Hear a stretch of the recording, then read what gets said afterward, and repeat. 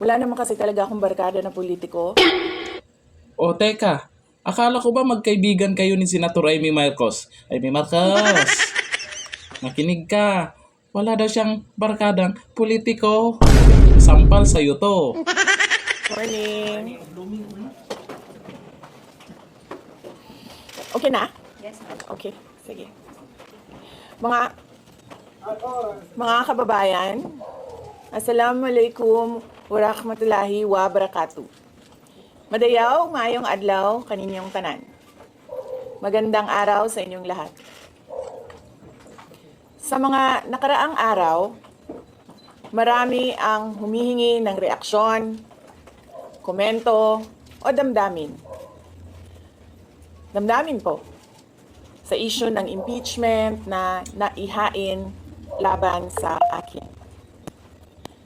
Sa kabila ng aking mga naging pahayag ukol sa planong impeachment sa mga nakaraan na buwan, ang tanging masasabi ko na lamang sa puntong ito ay God save the Philippines.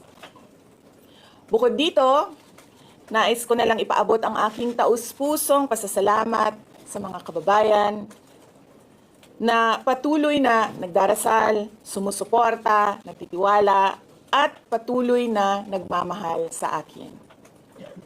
Manalig kayo dahil sa taong bayan ang tagumpay. Syukran. I know, right?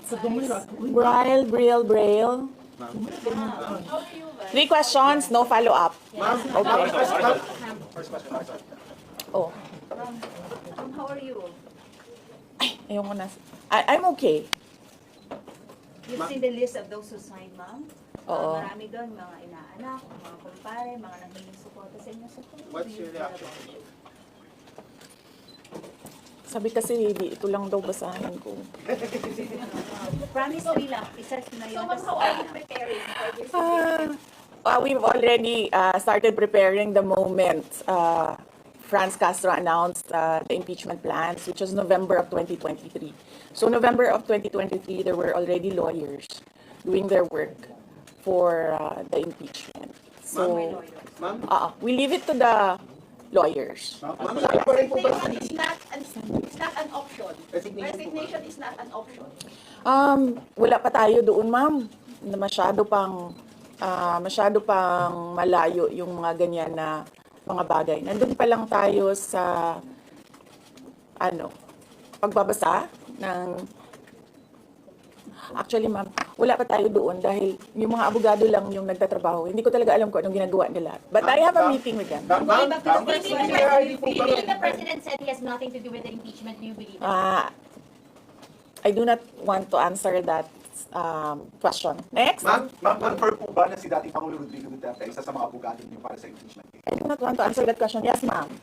Nakikita niyo po ba na may hahalin tulad ng sitwasyon ngayon ng bansa sa 1984 ni George Orwell? I do not want to answer that question. Last. Feel na yung mga kaalyado nanghiling suporta, mga inaanak, mga kumpare, kumari sila yung mga pumirma sa inyo. Paniwala ko lang, no, if you have to explain or defend your signature in a yes petition for impeachment, then you feel that you have done something wrong. Kasi kung wala ka namang ginawang mali, bakit mo i-defend yung pirma mo? Ma'am, So yun yung paniwala ko. okay, ma'am, naniniwala po ba kayo na may gumalaw po for the impeachment? May gumalaw po na parang money involved? I do not want to answer that question. Yes. Ma'am, will you be endorsing senators, lalo na po sa PDP slates, especially that may possibility na mag-overlap yung trial sa next Congress? Hindi pa namin napapag-usapan kung ano yung gagawin ko for the upcoming campaign and election. Pero nasabi ko na noon na patuloy yung trabaho namin, and isa sa mga trabaho namin ay gusto namin tumulong sa Commission on Elections in voter education, particularly yung wag mo ibenta yung boto mo, wag gumamit ng dahas during campaign and election day, yung mga ganon. Ma'am, payo niyo lang po sa ating mga kababayan sa nangyayari po ngayon sa ating bansa. Yes, sabi ko nga kanina sa statement ko sa ating mga kababayan na patuloy na sumusuporta, nagmamahal, nagdarasal, napakahalaga nun, ay manalig lang sila dahil sa taong bayan ang tagumpay. Bibing, anong nag-blooming daw patapos na maya? Nganong naa ka diri sa Manila na taga Davao man ka? Balik kayo statement, ma'am. Ma'am, Yes sir. Ma'am, sabi niyo po late last year parang nagpe-prepare na kayo para dito. Pwede po i-brief na kung right now po after i-transmit sa Senate, saan na po yung preparation? May legal team na po ba and nasaan na po? Well, may meeting kami mamayang hapon dahil nag-meeting sila kahapon. Hindi ako sumali, so merong briefing, legal briefing mamaya ang mga lawyers. So I will know more this afternoon. Can you name some of the prominent members of your Pakikita nyo na yan pagpasok nila ng kanilang entry of appearance. Ma'am, tuloy po ang trabaho kahit may pinaghahandaan po kayo impeachment. Yes sir, opo. Kakatapos lang po ng planning conference ng Office of the Vice President. So we did it last Tuesday, Wednesday, and Thursday para po sa 2025 and 2026. For 2025, may mga maapektuhan ba na programs ng OVP? Yes, nag-announce na kami no na wala kaming wala kaming burial and medical assistance dahil tinanggal yung line na yon sa budget So hindi ka na pwede maglagay ng budget How doon. about the other programs, ma'am? Tutuloy siya. Inibil sa Ma'am, kayo, how tuloy po ma'am. confident are you that you won't be convicted in the impeachment court? Wala pa tayo, masyadong pang malayo yan, ma'am. Wala pa tayo, hindi pa natin ina-assess. Sa VP part, number one about for impeachment, have you talked to Nagtanong ka na ba? yes, but Kanina? Sige, ikaw. Ma'am, you said before na you're seriously considering to run for 2028. Now na may impeachment na, are you more decided to run in 2028? Okay. So wala pa tayo dyan. Wala pa tayo dyan. But nasabi ko naman di ba, paulit-ulit kung we are seriously considering that. But it's difficult to decide without numbers. So, kailangan malaman yung surveys and numbers. Sa next year pa yun. Oo. Ma'am, pero ma'am, sa tingin niyo ba, ma'am? Sir, nagtanong ka na? Sir, yes, sir. What are you concerned na yung possible consequence that you can be disqualified from public office kung magkaroon na ng conviction? Yes, sir. Oo. Alam ko po yung penalties ng impeachment and the moment na nag-resign ako sa Department of Education, before ako nag-resign sa Department of Education, pinag-isipan ko na lahat yan.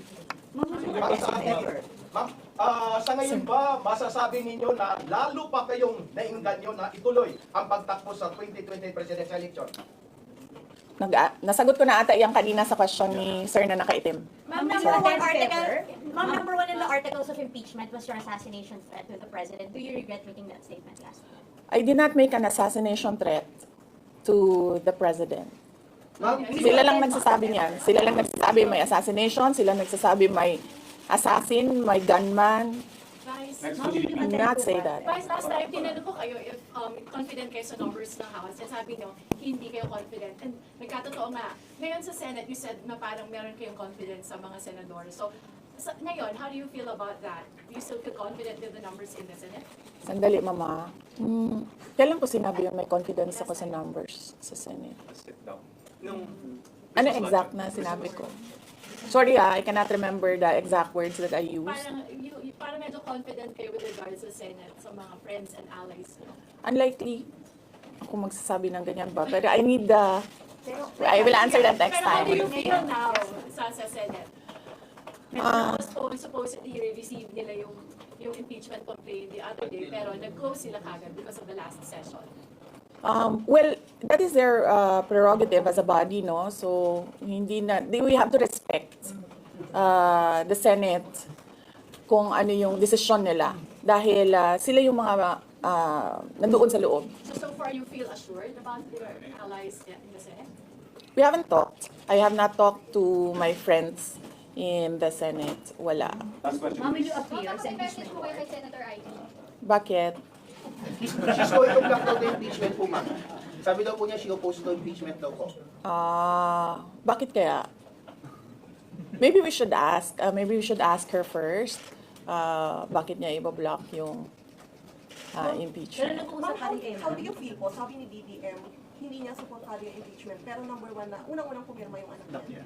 He was consulted actually. He would consult with Kasi sabi, ito lang daw basahin ko. May ang daming nagbabantay sa gilid. Nakausap niyo na ba yung father niyo after your impeachment? Wala pa.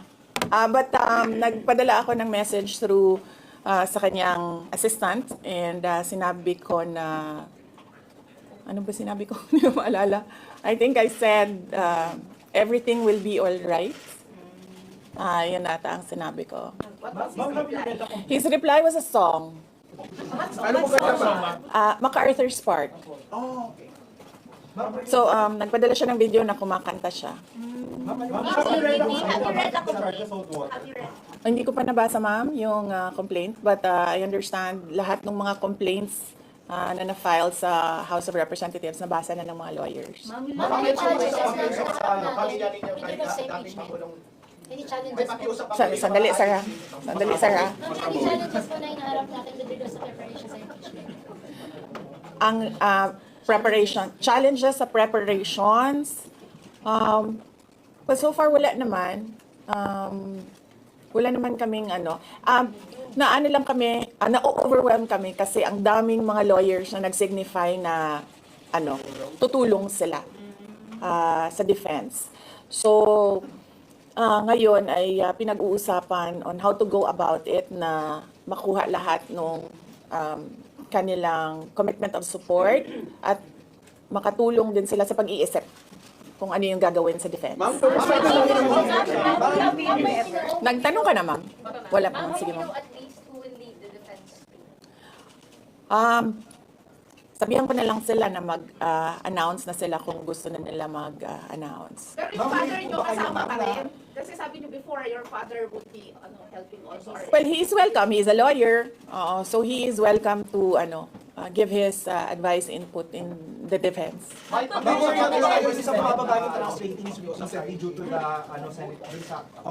will not answer that question. Yes, I'm sorry. Yes. Yes. So what happened was, nag-indefinite leave siya, and then she was admitted to the hospital doon sa Davao City na hospital siya, and then discharge siya ng mga doctors with, ulitin ko. Si Yusek Zulaika Lopez, nag-indefinite leave siya after nung sa veterans hospital admission niya. Umuwi siya ng Davao, and then na-hospitalize siya doon. And then sabi ng doctors niya, we will discharge you but you have to come back ngayon ata, February, for further tests. And then bumalik siya for 1 day dito, nung January, bumalik siya for 1 day dito sa Office of the Vice President, and she said na mag-leave siya for 2 months. And then I said yes, take the time that you need for your health. And then after a week, bumalik siya. Nung January, after a week, bumalik siya dito, and then she said hindi ako mag-leave. So sabi ko, okay, welcome back. Ma'am, kamusta po sa INC? Meron ba pakikipag-usap kayo sa INC? Dahil sila po yung nag-rally against para wag ituloy yung impeachment.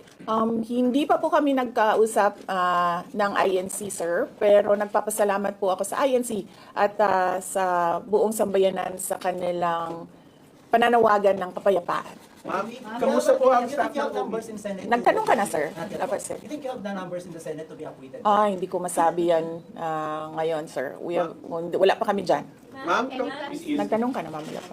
Ma'am, would you consider former President Duterte to be your lead defense?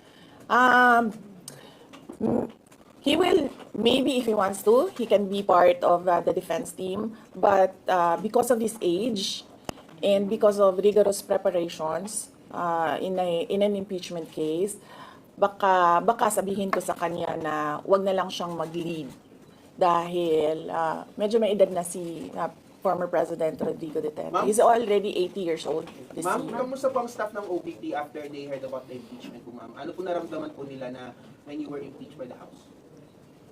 Ano po naramdaman ng staff ng OPP in general? Are they sad? Are they Are they worried po ba, ma'am? Hindi ko alam nila na pinagtatawanan lang nila ako dito sa gilid kasi hindi daw ako sumunod. Sabi, basahin lang daw talaga ito. Ma'am, you will appear sa impeachment court, ma'am, if ever. Ha? Will you appear sa Okay. Kung pwede namang hindi, and I understand, pwede naman. Hindi na. Oo.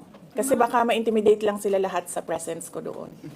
May mga plano po ba kayo para itulak ang pag-audit, lalo na po sa mga kongresista natin na ginagamit ang pera o pondo ng gobyerno para sa black propaganda against you? Hindi ko na muna sagutin yung tanong na yan ngayon, ma'am. Doon muna tayo sa God Save the Philippines. So, ma'am, will you dissuade or encourage your supporters in case they would go sa street to rally?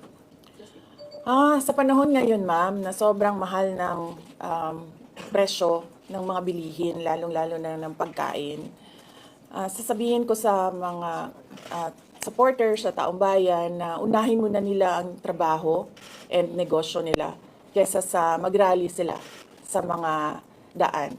Dahil marami o lahat tayo breadwinners.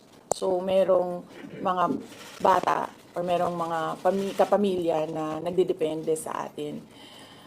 At tayo naman ang social media capital ng buong mundo. Kung gusto talaga nilang magsalita at tumulong, doon na lang sila sa social media kung saan nakakatrabaho pa rin sila. Pero nagagawa nila kung ano yung nararamdaman nila na gusto nilang gawin. At yun ay magsalita at marinig sila ng taong bayan at ng mundo. Sabi ninyo, hindi niyo pa masabi if you have enough numbers in the Senate for ano like that. Are you not confident that you have enough allies to avoid a conviction in the Senate acting as an impeachment court? Hindi ko pa naisip yan, sir. I've not counted numbers of votes in the Senate, so we are not there yet. We are still, the legal team is still in the preparation of the defense and what we will do moving forward. Ma'am, do you feel betrayed? Maraming mga congressmen from Mindanao voted yes. 70%. I'm so sorry for it. Do I feel betrayed? How do you feel ang dami taga Mindanao na congressmen? Actually, ma'am, wala akong feelings. Wala akong feelings about it. Kasi, kung napapansin nyo, wala naman kasi talaga akong barkada na politiko. I don't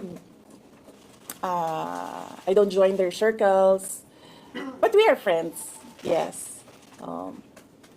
But kung ninong at ninang lang ng mga anak, walang ninong at ninang na politiko ang mga anak ko. Maliban kay Stonefish, dahil nandoon si former President Erap Estrada. So, I don't move in the circle of politicians. Kaibigan, yes. But to say that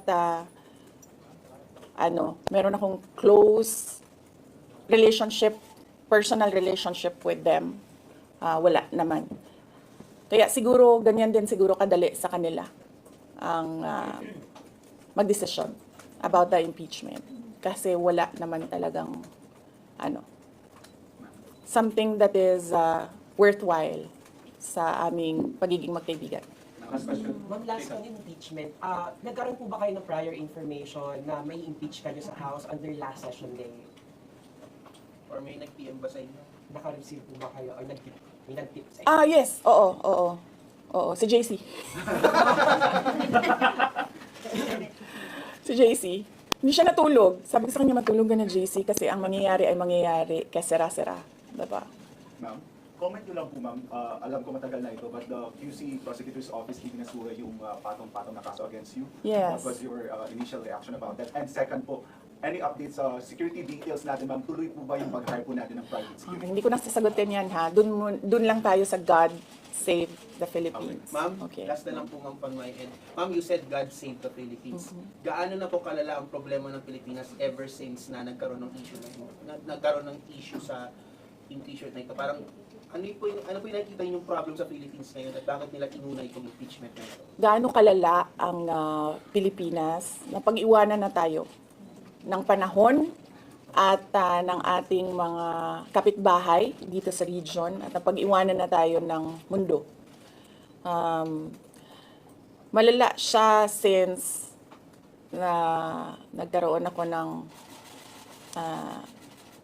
understanding. Kasi 1990s, tapos 1990s magulo, well sa amin, magulo sa Mindanao.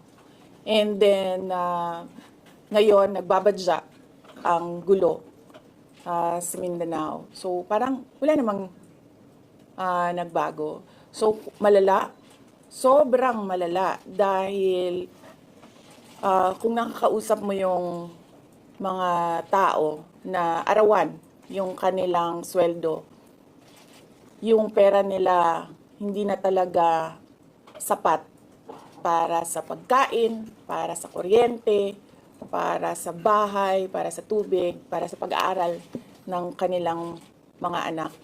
At kung basehan natin yung pag-alis ng mga Pilipino sa sarili nilang bansa ay sobrang malala dahil sobrang dami ng ating mga kababayan ang pumupunta, nakikipagsapalaran sa ibang bansa dahil wala silang makita na pag-asa, wala silang makita na oportunidad dito sa ating bayan.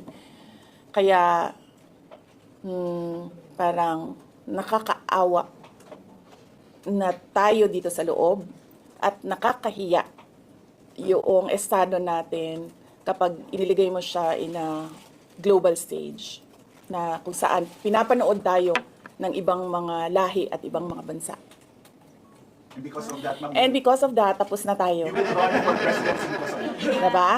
Maraming salamat sa oras ninyo. Magandang umaga. Mukhang pahiya dyan si Senator Amy Marcos na sinasabing, akala ko ba magkaibigan kayo, Senator Amy Marcos? Pa naman yan? Ibig sabihin lang dyan ay pagdating sa pakikipagkaibigan ay walang ka-close dyan si BP Sara sa mga nasa politiko. O walang ka-close dyan. Kaibigan, sa bagay, magkaiba naman yun eh. Magkaiba yung friend, i-compare mo sa close friend. Kaya malamang, hindi kayo close. Oo, hindi kayo close. Ayaw na nga ng mga Duterte supporters sa'yo, Senator Amy Marcos eh. Di ba? Mukhang malaking sampal to kay Senator Amy Marcos. Nakala ko ba nakaraan sabi, magkaibigan naman daw sila. Wala lang tiwala sa'yo at hindi nga kayo close, yun lang yun. At paalala, Senator Amy Marcos, walang tiwala na sa'yo ang karamihan. Marcos ka rin. Ang dami mong sinasabi dyan sa Senado na ayaw mo ng ganito, ayaw mo ng gano'n, kagaya ng AKAP. Diba? Anyari, sa AKAP, andyan pa rin. Kapatid mo yung Pangulo, pwede mo namang kausapin ng one-on-one. Kung talagang ayaw mo ng gulo ha, kung ayaw mo ng ganito, mukhang lumala na nga eh. Dumating na ngayon na mapunta na dyan sa Senado yung impeachment complaint ni BP Sara. Sa tingin, sa bagay, kung June pagaganapin yan, wala na si Senator Amy Marcos dyan. Hindi niya siya senador. Bakit? Mananalo ba siya? Ha? Mananalo ba?